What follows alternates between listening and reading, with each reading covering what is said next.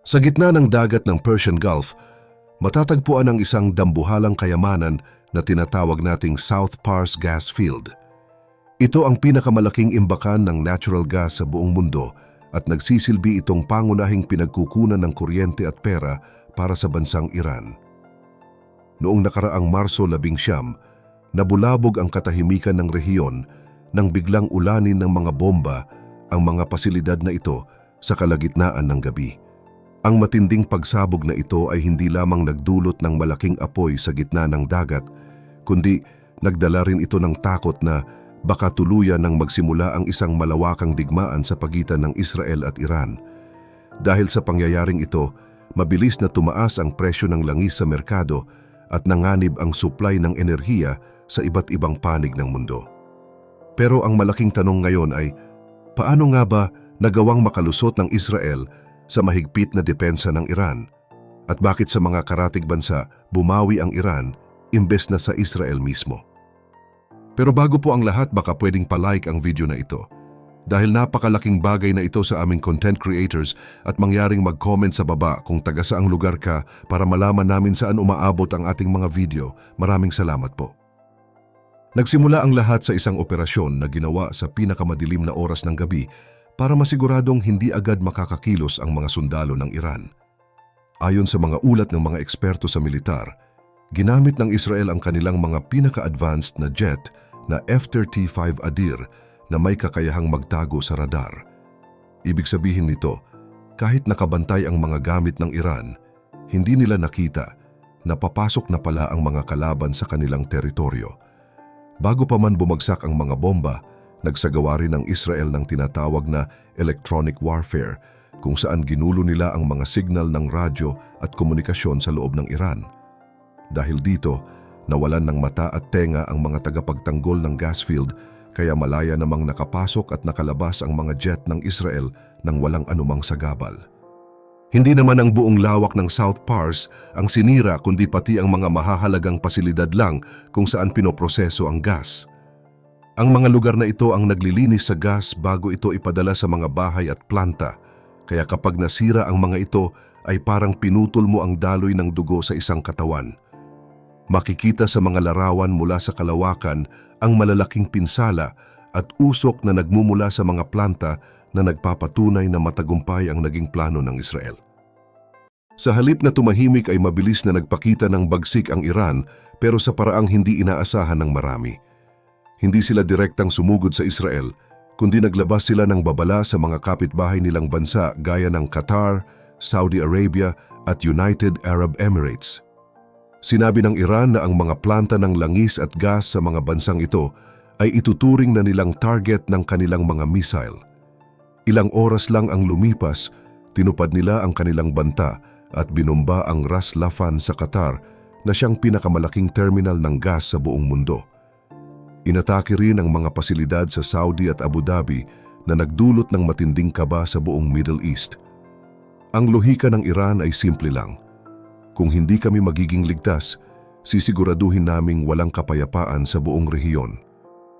Dahil sa gulo na ito, nagsalita na rin ang dating presidente ng Amerika na si Donald Trump at sinabing handa silang pumasok sa eksena.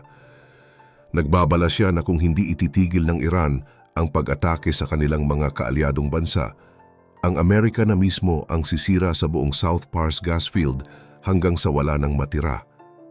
Ang tensyong ito ay patuloy na nagbabago bawat oras at bawat galaw ng mga bansang sangkot ay may malaking epekto sa ating lahat. Hindi lang rin pala ang loob ng Iran ang nabulabog sa ataking ito. Dahil pati ang South Pars ay nakadugtong sa North Field ng Qatar, ang epekto nito ay mabilis na kumalat sa buong mundo. Isipin nyo, ang Qatar ang isa sa pinakamalaking nagpapadala ng natural gas sa mga bansa sa Asia at Europe. Kapag may nangyaring aberya sa shared field na ito, parang domino effect na hihina ang supply ng kuryente sa malalayong lugar. Maging ang bansang Iraq ay umaasa rin sa gas ng Iran para sa kanilang mga planta. Kapag nagkulang ang supply, mapipilitan ng Iran na unahin ang sarili nilang mga mamamayan at maiiwang dilat at walang kuryente ang mga bansang nakadepende sa kanila. Lalong naging masalimuot ang sitwasyon dahil ang South Pars ay malapit sa Strait of Hormuz. Ito yung napakakitid na daanan ng tubig kung saan dumadaan ang malaking bahagi ng langis at gas ng buong mundo. Sa ngayon, halos sarado na ang daanang ito dahil sa takot sa mga ambush at pagsabog. Kapag hindi makalabas ang mga barko, wala ring papasok na supply sa mga palengke. Ito ang dahilan kung bakit kahit hindi pa natin alam ang eksaktong laki ng sira sa mga planta, ay ramdam na agad natin ang pag-akyat ng presyo ng bilihin. At hindi ito madaling ayusin. Ang mga pasilidad ng gas ay napakakomplikadong makinarya. Hindi ito parang sirang gripo lang na kayang kumpunihin sa loob ng isang araw. Maaaring tumagal ng maraming buwan o taon bago maibalik ang normal na operasyon sa mga nasunog na planta. Pero narito ang nakakapagtaka. Sa kabila ng pagbomba ng Israel at pagkapilay ng kanilang mga pasilidad, bakit tila hindi nauubusan ng lakas ang Iran? Marami ang nag-akala na hihinto na sila, pero lalo pa nilang napaigting ang pagpapadala ng mga missile at drone patungo sa Israel. Hindi lang ito basta-bastang pagbato dahil gumagamit sila ng tinatawag na saturation attack. Sabay-sabay nilang pinapalipad ang iba't ibang uri ng armas para malito at mapagod ang mga air defense ng Israel gaya ng Iron Dome. Kahit na marami ang nahaharang, sapat na ang iilang makalusot para magdulot ng matinding kaba at pinsala. Ang sikreto ng Iran ay ang kanilang sariling produksyon. Dahil sa tagal nilang nasa ilalim ng mga parusa ng ibang bansa, natuto silang gumawa ng sariling mga armas sa loob ng kanilang teritoryo. Kahit bombahin pa ang kanilang mga malalaking bodega, may mga maliliit pa silang pagawaan na nakatago sa mga bundok at ilalim ng lupa na mahirap matukoy ng mga jet. Bukod pa rito, hindi lang sila nag-iisa. May mga kaalyado rin sila sa paligid gaya ng Hezbollah na handang umatake mula sa ibang direksyon, kaya nahahati ang atensyon at depensa ng Israel. Dahil sa tagal ng mga parusa sa Iran, hindi na sila umaasa sa tulong ng ibang bansa.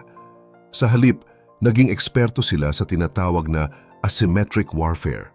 Ibig sabihin, kahit mas malakas ang kagamitan ng Amerika o Israel, may mga paraan ang Iran para lumaban gamit ang sarili nilang teknolohiya sa missile at drone. Hindi lang sila nakadepende sa isang malaking planta. Marami silang reserba at nakatagong puwersa na handang pumalit oras na may masira. Ito ang nagbibigay sa kanila ng kakayahang mag-adjust sa gitna ng matinding gulo. Pero ang mas nakakatakot dito ay ang epekto sa labas ng battlefield. Isipin nyo, dahil sa gulo sa Strait of Hormuz, kung saan dumadaan ang halos 20% ng langis ng buong mundo, biglang nagmahal ang lahat. Hindi lang ito usapin ng presyo ng gasolina sa ibang bansa. Dahil ang Pilipinas ay umaasa rin sa inaangkat na enerhiya, direktang tatama ito sa bulsa nating mga Pilipino. Kapag tumaas ang presyo ng krudo sa world market, asahan na natin ang pagtaas ng pamasahe, presyo ng kuryente, at maging ang mga pangunahing bilihin sa palengke. Ang isang malayong giyera sa Middle East ay may kapangyarihang magpabago sa budget ng bawat pamilyang Pilipino. Habang mainit ang palitan ng bala, nagkaroon din ng matinding lamat sa loob mismo ng gobyerno ng Estados Unidos. Nagbitiw sa pwesto si Joe Kent, ang direktor ng National Counterterrorism Center. Sa kanyang pag-alis, nag-iwan siya ng mabigat na salita. Naniniwala siya na ang pagsabak ng Amerika sa conflict na ito ay bunga lamang ng maling impormasyon at pressure mula sa labas. Bilang isang dating sundalo at opisyal ng CIA, hindi niya raw kayang suportahan ang pagpapadala ng mga bagong sundalo sa isang laban na wala namang malinaw na benepisyo para sa mga Amerikano. Itinatanggi naman ito ng White House at iginigiit na may ebidensya silang balak umatake ng Iran. Ang pagbibitiw na ito ay patunay na kahit sa loob ng malalakas na bansa ay may malaking pag-aalinlangan sa direksyong tinatahak ng digmaang ito. Ang krisis na nagsimula sa mga pagsabog sa South Pars at ang mga banta ni Trump ay hindi na lang simpleng away ng dalawang bansa, kundi ito ay isang pandaigdigang issue na sumusubok sa katatagan ng ating ekonomiya at seguridad. Sa dulo ng lahat ng ito, tayo ring mga ordinaryong mamamayan ang sumasalo sa bawat pagtaas ng presyo at kaba sa balita. Sa tingin nyo, handa ba ang ating bansa kung sakaling mas tumagal at lumawak pa ang gulo na ito sa Middle East? Ibahagi mo naman ang sagot mo sa ibaba At huwag rin kalimutang mag-like at subscribe para sa mas marami pang updates gaya nito.